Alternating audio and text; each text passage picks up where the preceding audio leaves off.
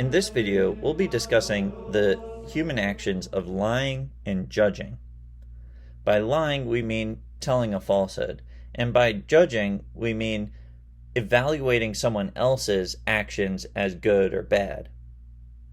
St. Thomas addresses these two topics in the second part of the Summa, or Secunda Secundae, question 60 and question 110.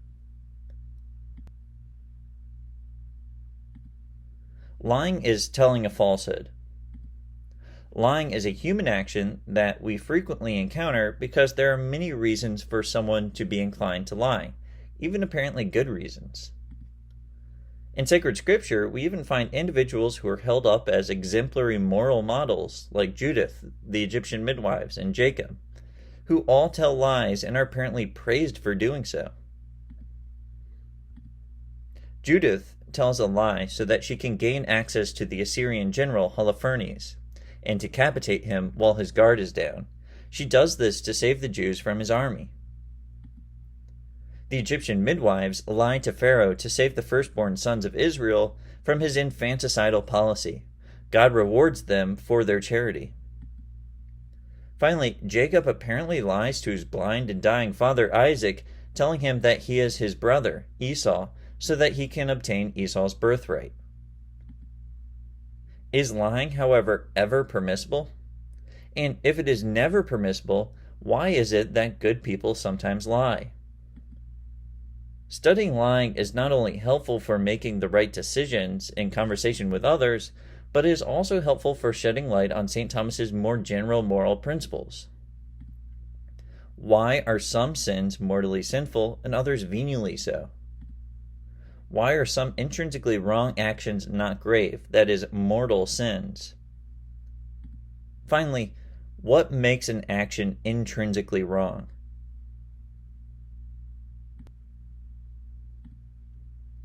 St. Thomas, who lived from 1225 to 1274 AD, follows St. Augustine, who lived from 354 to 430 AD, in saying that lies are intrinsically evil. But if something is intrinsically evil, that is, evil in its very nature, then it cannot be permissible under any circumstance. For example, since triangles by their very nature have three sides, you will never find a triangle that does not have three sides. Equilateral ones have three sides, isosceles ones have three sides. You'll never find a species of triangle that doesn't have three sides because the genus has three sides. Likewise, mammals by nature have hair, so no particular kind of mammal, whether a dog, human, bear, cat, or dolphin, will lack hair. So too, since lies are intrinsically disordered actions, there can never be a lie that is not a sinful action. Every species of lie is sinful because the very genus of lying is intrinsically disordered. Every lie is a sin, no matter what. Now, a lie is defined as speech contrary to what is in the mind. Materially, we lie when we say anything false, but this is not necessarily a lie, strictly speaking, since we may not know what we say is false. For instance, if I think that the answer on a quiz is A, but the correct answer is in fact B, I don't properly lie when I say that the correct answer is A, since I didn't know any better. Nevertheless, this is a lie materially because I've said something false. But even though it's a lie materially, it's not a lie formally or properly speaking. What constitutes a lie formally is that we speak contrary to what we believe, that is, contrary to what is in our mind. Usually, this involves saying something that is, in fact, false. For instance, when Judith said that she intended to help Holofernes, as opposed to cutting his head off, this was false, and she knew it was false. It was materially a lie since it was a false statement, and it was also formally a lie since it was contrary to what she believed. Sometimes, however, formal lies are actually true when we are mistaken about what is true. For instance, when Isaac tells Esau that he has already given his blessing to Esau, this is false, because he only gave a blessing to Jacob. But he thought it was true, so he didn't formally lie, even though he told what was materially a lie. From now on, when we speak of lies, we mean formal lies, that is, lies properly speaking, lies in which the person speaks contrary to what is in their mind, to what they believe. And to avoid excessive complication, we'll also ignore the possibility that sometimes when people lie, they accidentally say something true because they think it is false, when in fact it's true. We're going to ignore that possibility just to avoid excessive complication. To show that all lies are sinful, St. Thomas employs what recent commentators have referred to as the perverted faculty argument. According to this argument form, an action is intrinsically disordered if it employs a natural power in a way contrary to the purpose of that power. There are two aspects to this. First, the agent must use a natural power, such as the power of nutrition, reproduction, or will. Second, the agent must use the power in a way that is contrary to its purpose. It is not merely that the agent uses the power for a different purpose than the purpose of the power, but that the agent uses the power for a contrary purpose. Now, one of the powers of the human is the interpretive power, that is, the power of speech. The purpose of this power is to signify what is in the mind. For instance, I employ the interpretive power when I think that triangles have three sides, and I say out loud, triangles have three sides. Thus, it is intrinsically disordered, that is, sinful, to say something contrary to what is in your mind. In other words, lying is an intrinsically evil action since it is contrary to a natural power. Note, however, that it is not intrinsically disordered, A, to refrain from saying what is in your mind, or B, to say what is not in your mind. For instance, if your boss asks you how you are liking your job, you don't need to tell him everything in your mind. You can stick to the good parts, and you will not have told a lie. It is only intrinsically evil to signify something contrary to what is in your mind. Only this is lying properly so called. Now, not all lies have the same degree of sinfulness, so let's look at the degrees in which lies constitute sins. As we've discussed in another video, mortal sins are those that are contrary to charity, that is, love of God and other people. Venial sins, in contrast, although they fail to be rightly ordered towards the true, ultimate last end, do not exclude this end either.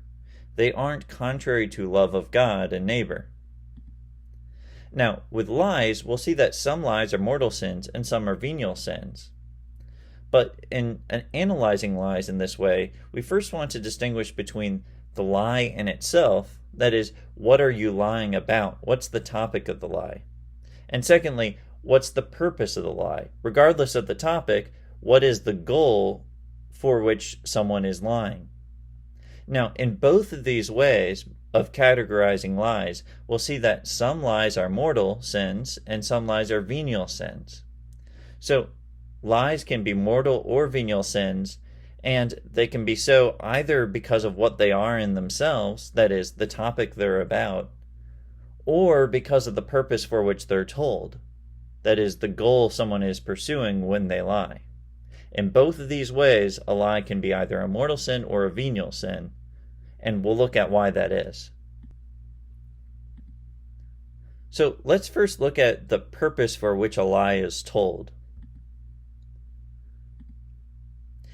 if the lie is told to hurt one's neighbor, for instance, you lie in court to get your enemy thrown in prison, this is a sin against the virtue of justice or charity, and therefore it's a mortal sin. Likewise, if you tell a lie in order to detract from God or the faith, this is against the virtue of religion and faith. And so again, it would be a mortal sin. But there could be lies which are venial sins on the part of the purpose for which they're told. For instance, there's the officious lie. An officious lie is told for the sake of benefiting one's neighbor.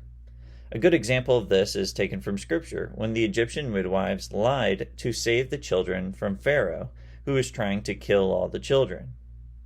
This is a lie that has for its end the benefiting of one's neighbor, and so it's only a venial sin with respect to that end, since it's a good end. Even though the lie intrinsically is wrong, the end is good, and so the end is not constituting that lie as a mortal sin, but rather as a venial one, that is, a forgivable one. Now, there's another kind of lie which is a venial sin because of its end, and that's the jocose lie. A jocose lie is told for the sake of pleasure. If you lie to flatter your boss, for instance, or if you lie to tell a joke. In both of these ways, you're telling a lie for the sake of pleasure, not in order to harm someone. And so once again, with respect to the end of this lie is only a venial sin, not a mortal sin. Now let's look at lies in themselves, that is, based on the topic about which the lie is told. What are you talking about? What are you lying about? That's what we want to consider here. Once again, some lies, based on this consideration, will be mortal sins, and some will be venial sins. Now, let's take a quick digression in order to explain this. The purpose of the interpretive power is to signify what is in the intellect. Now, what is in the intellect is ordered towards knowing three kinds of things. Universal natures are the first thing. We want to know the natural world around us in its universal character. That is, we want to know dogness in itself, treeness in itself, and humanity in itself. Not necessarily particular dogs or particular trees, but the very nature of a tree and the very nature of a dog. Secondly, the intellect is ordered towards knowing God, who is known by means of reasoning from the natures around us and by faith. 3, the intellect can know individual matters of fact that are relevant for the direction of the will in moral decision-making. For instance, it's morally relevant to know that if you're going to shoot an arrow, there's nobody around who could be hit by that arrow.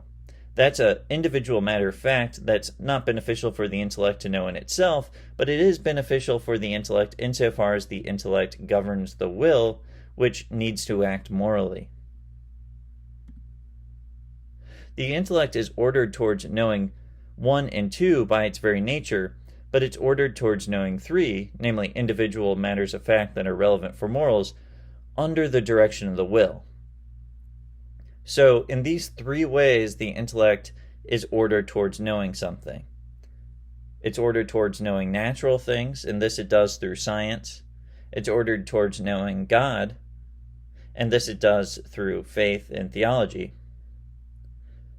And finally, it's ordered towards knowing individual matters of fact that are relevant for moral decision-making. These 3 things are the goods of the intellect, and it is always mortally sinful to signify something contrary to these goods. But knowing individual matters of fact that are relevant for our moral decision, that are not relevant for our moral decision making, is neither good nor bad for the intellect. Therefore, lies about morally irrelevant matters of fact are in themselves only venially sinful.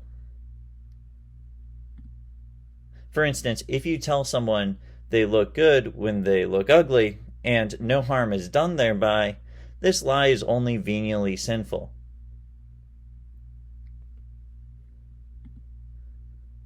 So, when we consider lies in themselves, that is, based on the topic about which they're told, we see that some lies are venial sins, namely those which are about morally irrelevant matters of fact, such as whether someone looks good at a particular moment, or any other individual thing that you might observe around you which isn't needed for moral decision making.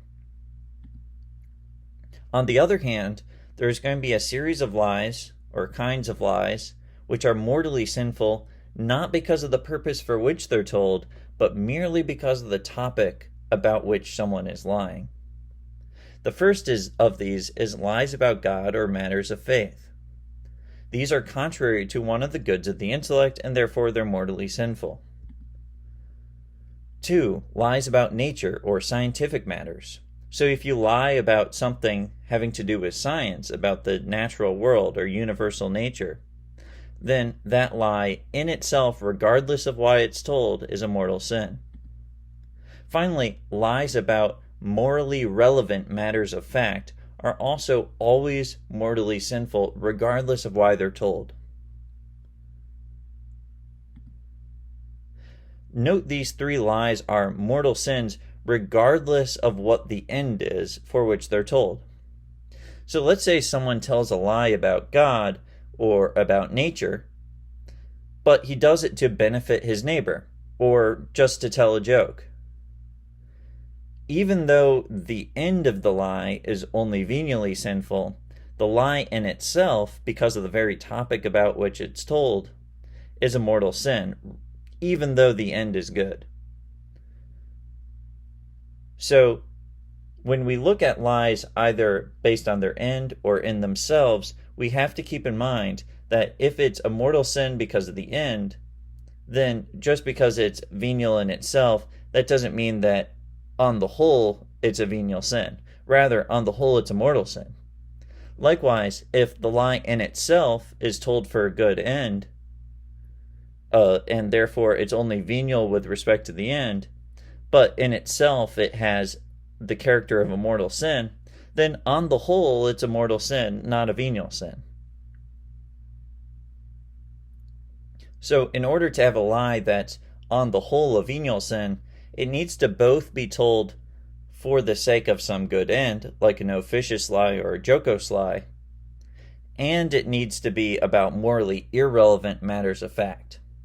If any of these things fail, then the lie is a mortal sin, not a venial sin on the whole. Now that we've talked about lies on the last few slides, let's talk about judgment, which is an action, a human action, which is analyzed in a similar way to the analysis of lying that we just saw. Every lie is a sin, as we saw in the last few slides, and lies about morally relevant matters of fact are mortal sins.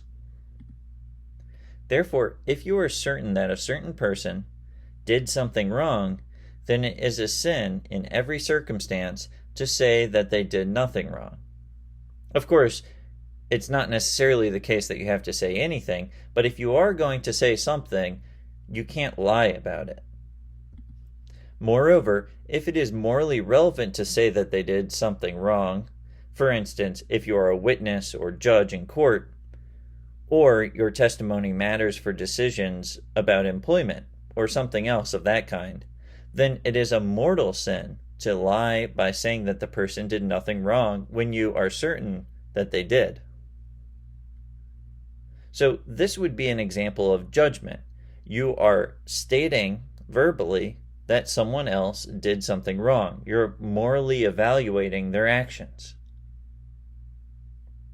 And as we've just said, it's a sin to lie when you're morally evaluating someone's actions, and it's a mortal sin if it's morally relevant for people to know the moral character of their actions. For instance, if you're on an employment committee or you're a witness at court.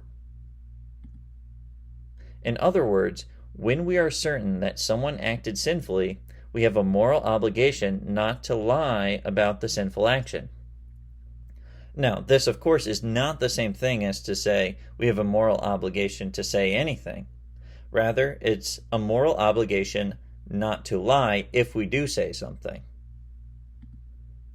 Of course, the obligation not to lie about a person's sinful action is not the same as the obligation to mention the person's sinful action. In some cases, we may have an obligation to say nothing at all. In other cases, we may have an obligation to inform others of their sinful action. This all depends on circumstances. For instance, if you know someone is a threat to children, and you are considering the person for employment at a school, not only should you not lie about what you know, you also have the positive obligation to inform the hiring committee of what you know. In contrast, if you are again on a hiring committee and know that a person has a certain secret vice that would not affect his or her work, then you probably have an obligation not to say anything about what you know, since lying about it is impermissible. So if it's not morally relevant, you probably shouldn't say anything at all.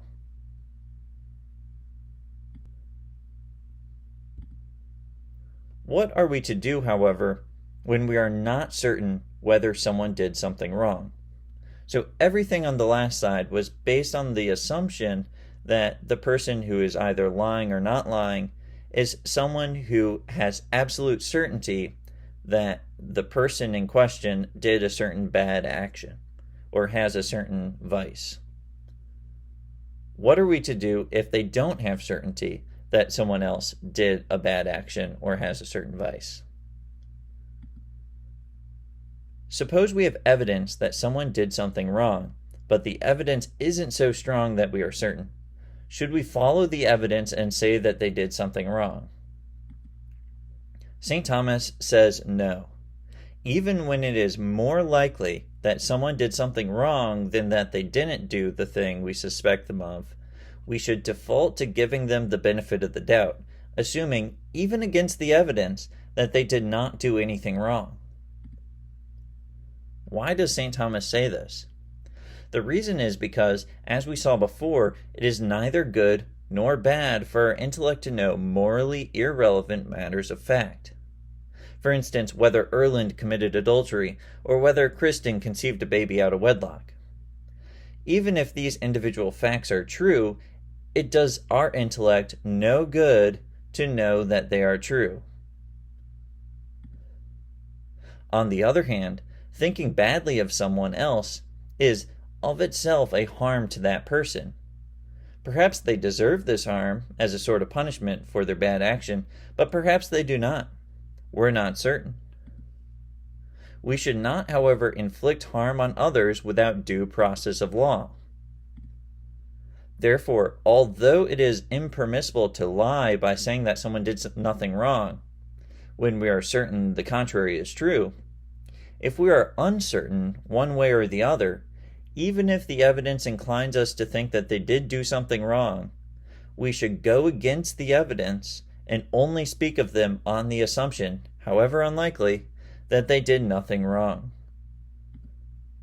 To do otherwise, to follow inconclusive evidence and judge that someone did something wrong, would be a mortal sin against charity. It would be to inflict harm on someone's reputation without due process. This is no small matter, since most people care more about their reputation than their own bodily pain. Most people would probably prefer having a broken leg, for example, to having everyone hate them or think badly of them. So just as you would not break someone's leg on the mere suspicion that they did something wrong, so too you have a moral obligation not to think badly of them on the mere suspicion that they did something wrong. So, sometimes judging other people negatively is obligatory. That is the case when the sinful action being judged is manifest, that is certain. Sometimes this obligation to judge others is accompanied by an obligation to remain silent about our judgment, and other times it is accompanied by an obligation to inform others of what we know.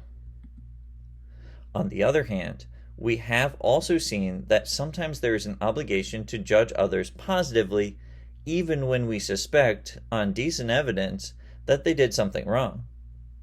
This is the case when we have evidence that they did something wrong, but the evidence is inconclusive. Let's think about what this does and does not mean. Take this example. Suppose Erland tells us that he committed adultery and murder. Unless there is some reason to think he is lying, we can assume he is telling the truth. So his sin is what we call manifest.